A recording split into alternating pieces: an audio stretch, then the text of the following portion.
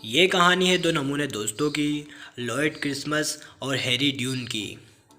ये थोड़े से घनचक्कर होते हैं। एक दिन हैरी को पता चलता है कि इसकी एक बेटी भी है और ये बात इसे 20 साल बाद पता चलती है और ये दोनों उसे ढूंढने के लिए निकल जाते हैं और इसी जर्नी पे ये पूरी मूवी बेस्ड है। मूवी का नाम है डम एंड डम्बर 2 और ये 2014 में आई थी। मूवी की स्टार्टिंग में हम देखते हैं कि लॉयड क्रिसमस व्हील चेयर पर बैठा है। वो ना हिल पाता है ना कुछ बोल पाता है और वो 20 सालों से इसी हालत में है। हैरी उससे अक्सर मिलने आया करता है और हैरी एक दिन उससे मिलने आता है और उससे कहता है कि अब मैं तुझसे मिलने नहीं आ पाऊँगा, मुझे एक गुप्त रोग हो गया है जिसे मैंने खुद से भी गुप्त रखा है। और हैरी वहाँ से जाने लगता है। तभी क्रिसमस कुछ हरकत करता है और अपनी व्हील चेयर से उठता है और कहता है, बाबा जी का ठुल्लू, देखा मैंने तुझे कैसे बेवकूफ़ बनाया। हैरी कहता है, तूने 20 सालों तक मुझे ऐसे उल्लू बनाया और तूने सिर्फ मजाक करने के लिए 20 साल अपने व्हील चेयर पर गुजारे। क्रिसमस कहता है कि हाँ। हैरी कहता है, तुझे तो ऑस्कर मिलना चाहिए। फिर ये दोनों वहाँ से चले जाते हैं और ये हैरी के फ्लैट पर जाते हैं। वहाँ क्रिसमस हैरी से पूछता है कि तू किसी गुप्त रोग के बारे में बात कर रहा था। हैरी उसे बताता है कि मेरी किडनी ख़राब हो गई है और मुझे नए किडनी डोनर की ज़रूरत है। क्रिसमस कहता है कि तुझे कोई अपना किडनी दे सकता है। क्रिसमस कहता है कि तुझे अपने घर जाना चाहिए, तेरे माँ बाप तुझे किडनी ज़रूर देंगे। पर हैरी अपने घर 20 सालों से नहीं गया था। फिर भी हैरी को किडनी की ज़रूरत थी, इसलिए वो अपने घर जाता है। फिर ये हैरी के घर जाते हैं। वहाँ जाकर हैरी अपने माँ बाप से सीधे किडनी मांग लेता है। वो पहले बहाने बनाते हैं और फिर कहते हैं कि तुम हमारी असली औलाद नहीं हो, हमने तुम्हें गोद लिया था और हम तुम्हें किडनी नहीं दे सकते। फिर हैरी और क्रिसमस वहाँ से जाने लगते हैं और जाते समय हैरी के पापा उसे अपने खत देते हैं जो उसे 20 साल में आए थे। उसमें फ्रेडा का पोस्ट कार्ड भी आया हुआ होता था जिसमें लिखा था, हैरी मैं प्रेग्नेंट हूँ और मुझे फ़ोन करो। फिर ये खुश हो जाते हैं। हैरी को पता चलता है कि इनकी एक 20 साल का बच्चा भी है जो उसे किडनी दे सकता है, पर इनको फ्रेडा का पता नहीं होता। फिर इन्हें याद आता है कि पीटर ने इन्हें मिलवाया था और उसे फ्रेडा का पता मालूम होगा। फिर ये पीटर के घर चले जाते हैं जहाँ इन्हें पता चलता है कि पीटर मर चुका है। क्रिसमस ने जो बाइक पीटर को दी थी उससे ही उसका एक्सीडेंट हो गया था जिससे वो मर गया। फिर इन्हें याद आता है कि जहाँ पीटर को दफनाया गया था वहीं वो फ्रेडा से मिला था और फिर अगले दिन ये फ्रेडा के घर पहुँच जाते हैं। वहाँ पर एक औरत होती है। ये उससे पूछते हैं कि हे मिस्टर, फ्रेडा घर पर है? वो कहती है कि मैं ही फ्रेडा हूँ।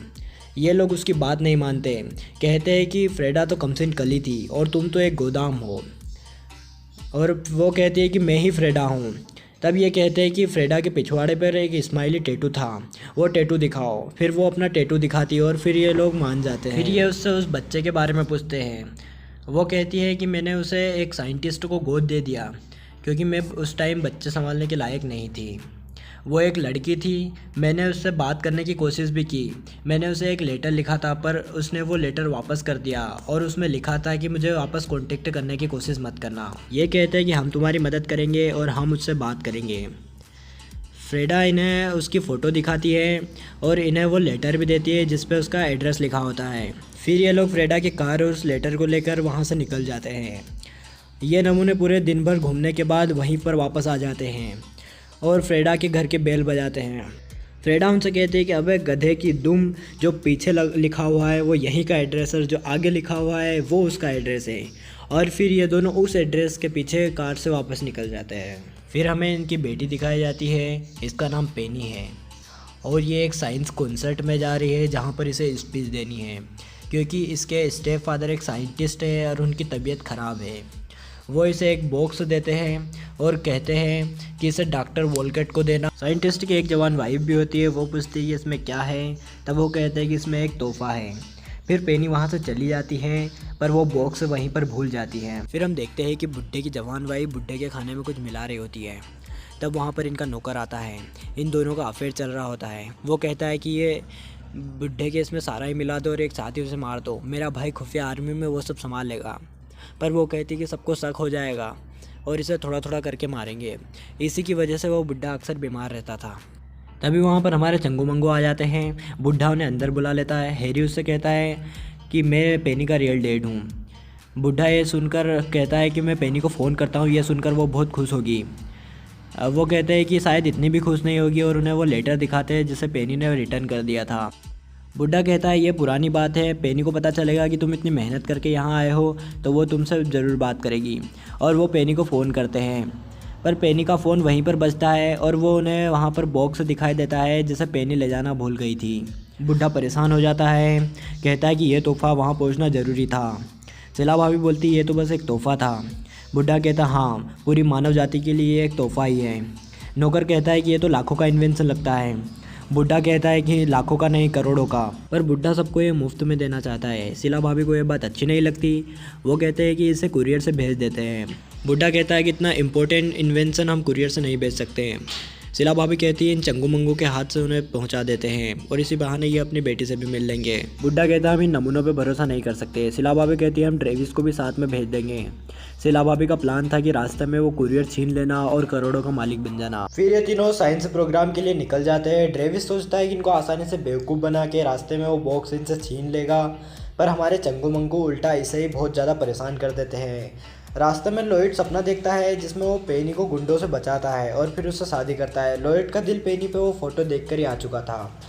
ड्रेविस रास्ते में इनसे बहुत ज़्यादा परेशान हो चुका था और फिर वो इनको मारने की सोचता है। वो इनके कान के पास एक छोटा बम फोड़ देता है और फिर ये गाड़ी वहीं रोककर अपना कान खुजाने बाहर निकल जाते हैं। ड्रेविस अपनी गन निकालता है और गाड़ी में से इनको शूट करने वाला होता है। तभी एक ट्रेन आती है और इन्हें उड़ाकर ले जाती है। दरअसल उन्होंने जो गाड़ी खड़ी की थी वो ट्रेन की पटरी पर ही खड़ी कर दी थी। फिर चंगू मंगू अपनी गाड़ी की तरफ देखते हैं, इन्हें गाड़ी वहाँ पर दिखाई नहीं देती। इनको लगता है कि ड्रेविस गाड़ी लेकर भाग गया है। फिर ये पैदल ही वहाँ से निकल जाते हैं। अब लॉयड को तो सुनाई देने लगा था, पर हैरी के कान में अभी भी तुनतुने बज रहे थे। फिर ये हैरी के कान के लिए एक मशीन ढूंढने के लिए चले जाते हैं। ये एक हॉस्पिटल में जाते हैं। वहाँ वो इनसे पूछते हैं कि आपको किससे मिलना है। लॉयड कहता है कि एक बुढ़ी औरत जिसके कान में मशीन लगी हुई है, हम उनके पोते हैं। वो उन्हें एक बूढ़ी औरत के पास ले जाते हैं। वो उनसे कहते हैं तुम्हारे पोते तुमसे मिलने आए हैं। इनको लगता है बुढ़िया की उम्र हो चुकी है और उसे क्या ही पता चलेगा। फिर ये लोग वहाँ पर कान की मशीन ढूंढने लग जाते हैं। बुढ़िया कहती है अच्छा हुआ तुम लोग आ गए, तुम्हारे लिए मैंने हीरे संभाल कर रखे हैं। चंगू मंगू खुश हो जाते हैं। इनको लगता है कि ये बुढ़िया सच में इनका पोता समझ रही है। ये पूछते हैं दादी कहाँ पर है हीरे। बुढ़िया कहती है कंबल के नीचे। लॉयड अपना हाथ कंबल में डालता है। बुढ़िया कहती है कि अंदर डालो और अंदर डालो और अंदर डालते ही चले जाओ। बुढ़िया बहुत ठरकी होती है, वो अपनी खुजली मिटवा रही होती है। लॉयड बड़ी मुश्किल से अपना हाथ बाहर निकालता है। बुढ़िया उन्हें कान की मशीन दे देती है और उनसे कहती है कि ये लो तुम्हारा इनाम। फिर ये कान की मशीन लेकर वहाँ से चले जाते हैं। उधर ड्रेविस का खुफिया आर्मी वाला भाई शीला भाभी के पास आता है और उससे कहता है ड्रेविस मर चुका है और पेनी को वो स्पीच देने से मैं रोकूंगा और चंगू मंगू से वो बॉक्स भी लेकर आऊँगा। चंगू मंगू रास्ते में एक गाड़ी चुरा लेते हैं और अपना रोमांचक सफ़र पूरा करके फाइनली उस साइंस प्रोग्राम तक पहुँच जाते हैं।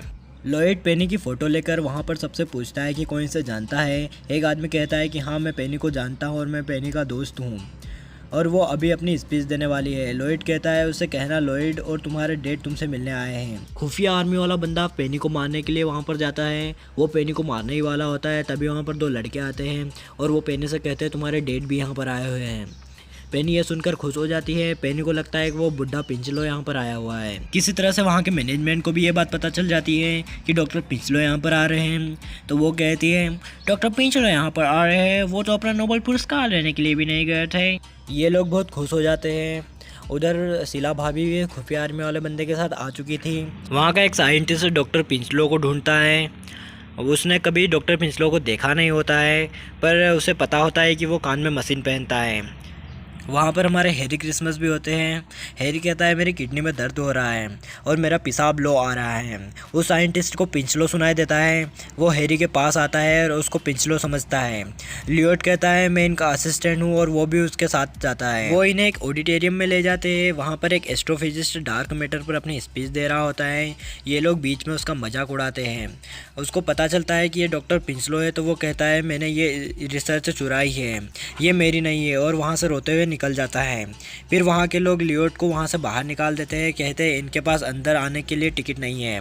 फिर लियोट के पास पेनी का कॉल आता है और वो उसे रेस्टोरेंट में मिलने बुलाती है। वहाँ पर हैरी उसे फ्रेडा का दिया हुआ वो लेटर दिखाता है। फेनी कहती है ये हैंड राइटिंग मेरी नहीं है, इसमें एक भी स्पेलिंग एरर नहीं है। वो उस लेटर को पढ़ती है, उसमें लिखा था बरसों पहले एक पार्किंग लॉट में कड़कड़ाती ठंड में तुम मेरे पेट में आई थी। ये सुनकर हैरी चौंक जाता है, सोचता है उस टाइम तो मैं फ्रेडा के साथ था। लियोट को लगता है मैं इसका बाप हूँ। पेनी को समझ में आता है कि ये उसके रियल डेट के बारे में बात कर रहे थे, उस डॉक्टर पिंचलो के बारे में बात नहीं कर रहे थे, और इसको अब खुद स्पीच देनी पड़ेगी। और फिर ये वहाँ से चली जाती है। पेनी को वहाँ अंदर नहीं जाने देते क्योंकि उसने वो पास खो दिया था जिससे उसे अंदर जाना था। वहाँ पर फ्रेडा भी आती है, पर ये लोग उसे भी अंदर नहीं जाने देते क्योंकि उसके पास भी पास नहीं होता। और वहाँ पर वो पेनी को देखती है और वो पेनी से मिलती है। उधर हैरी ऑडिटोरियम में अजीब हरकतें कर रहा था, फिर ये लोग उसे बाहर निकाल देते हैं। वहाँ पर सिला भाभी और खुफिया आर्मी वाले भी आते हैं। सिला भाभी कहती है कि ये डॉक्टर पिंचलो नहीं है। फिर हैरी वो बॉक्स लेकर वहाँ से भागता है और फ्रेडा और पेनी भी उनके साथ भागती हैं। ये वॉशरूम में छिपते हैं, वहाँ ये उन्हें पकड़ लेते हैं। वो हैरी से वो बॉक्स ले लेते हैं। तभी वहाँ पर लॉयड आता है। वो कहता है कि मेरी बेटी पेनी को कुछ मत करना। हैरी कहता है क्या बात कर रहा है लॉयड, पेनी मेरी बेटी है। फ्रेडा कहती है तुम्हें ऐसा क्यों लगा पेनी तुम्हारी बेटी है। हैरी कहता है क्योंकि तुमने मुझे वो लेटर लिखा था। फ्रेडा कहती है वो इसलिए क्योंकि मैं माँ बनने वाली थी और मुझे पैसे की ज़रूरत थी। उसमें मैंने कहीं भी नहीं लिखा था कि मैं तुम्हारे बच्चे की माँ बनने वाली हूँ। लॉयड अपनी किडनी निकाल कर लाता है। वो कहता है पेनी तुम्हारी बेटी नहीं है, पेनी मेरी बेटी है, इसलिए वो तुम्हें अब किडनी नहीं दे सकती, इसलिए मैं मेरी किडनी तुम्हारे लिए लेकर आया हूँ। फ्रेडा कहती है कि लॉयड पेनी तुम्हारी भी बेटी नहीं है। लॉयड कहता है मजाक मत करो, तुमने जो लेटर में लिखा था उस जगह पर मैं तुम्हारे साथ था। फ्रेडा कहती है उस ज़माने में मेरे हज़ारों बॉयफ्रेंड थे और वो मेरा फेवरेट अड्डा था। तभी वो खुफिया आर्मी वाला बंदा उस बॉक्स को खोलता है, पर उसमें पेन केक्स होते हैं। वो कहता है वो इन्वेंशन कहाँ है। तभी वहाँ पर डॉक्टर पिंचलो अपने कुछ बंदूकधारी बंदों के साथ वहाँ पर आ जाता है। डॉक्टर पिंचलो कहता है लेटर पर तुम्हारी हैंडराइटिंग देखकर ही तुम पर शक हो गया था। वहाँ पर हैरी को गोली लग जाती है। फिर ये उसे हॉस्पिटल लेकर जाते हैं। वहाँ लियोट कहता है इसे खोल ही रहे हो तो ये किडनी भी इसे लगा दो, और वो किडनी वाला बॉक्स उन्हें देता है, पर उस बॉक्स में किडनी नहीं होती। लॉयड को नीम हकीफ बेवकूफ़ बना देता है और उसकी किडनी लेकर भाग जाता है। लॉयड कहता है माफ़ करना दोस्त, मैं तुझे अपनी किडनी नहीं दे सका। हैरी वहाँ पर ज़ोर ज़ोर से हंसने लगता है और कहता है देखा मैंने तुझे कैसे बेवकूफ़ बनाया, कर दी ना तेरे चक्के जाम। लॉयड कहता है तू इतने दिनों से मुझे बेवकूफ़ बना रहा था। हैरी कहता है हाँ मुझे किडनी की कोई ज़रूरत नहीं। लॉयड कहता है तुझे तो ऑस्कर मिलना चाहिए, पर यह बात मेरी किडनी निकालने से पहले भी बता सकता था। हैरी कहता है पर इतना मज़ा नहीं आता। उधर पिंचलो और फ्रेडा का टाका भिड़ जाता है। फिर चंगू मंगू फ्रेडा से पूछते हैं कि पेनी हम दोनों की बेटी नहीं है तो पेनी किसकी बेटी है। फ्रेडा उन्हें कहती है कि ये पीटर की बेटी है, और तुम दोनों को ऐसा क्यों लगा कि ये तुम्हारी बेटी है, क्योंकि हमारे बीच तो कोई हुआ भी नहीं था। ये कहते हैं क्या बात कर रहे हो, हमने तुम्हें उस दिन गुदगुदी की तो थी। फ्रेडा कहती है कि उंगलियों से बच्चे नहीं होते। ये पूछते हैं कि फिर बच्चे कैसे होते हैं। फिर फ्रेडा इन्हें कान में बताती है। तो आज के वीडियो में बस इतना ही। अगर ये वीडियो अच्छा लगा तो वीडियो को लाइक कर देना, और ऐसे ही और मूवी एक्सप्लेनेशन वाले वीडियो के लिए चैनल को सब्सक्राइब कर देना। Thank you.